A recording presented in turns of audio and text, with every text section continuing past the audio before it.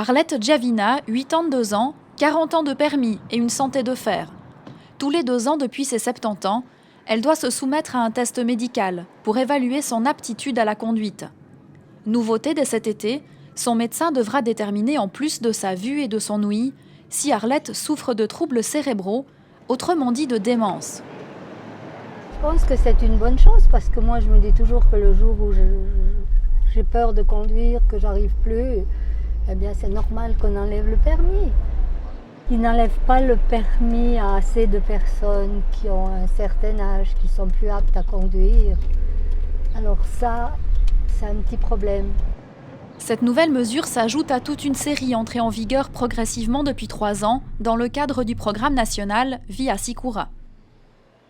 Le volume de trafic en Suisse a doublé les 20 ans passés.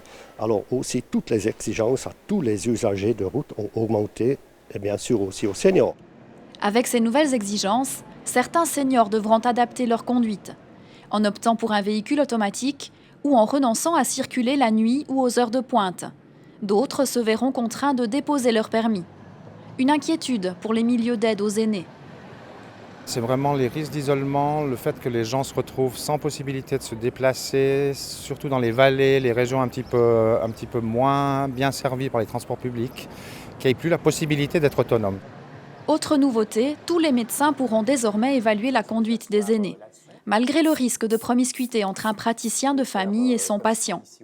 Parfois, les gens ils sont peut-être vexés et il faut vivre avec. Parfois, on perd un patient, mais je pense que c'est notre responsabilité comme médecin d'être correct dans notre évaluation. Gage de liberté et de dignité, la question de la mobilité est sensible chez les vieux conducteurs. Sans son permis, Arlette devrait renoncer à se rendre tous les jours à son jardin, son petit coin de paradis.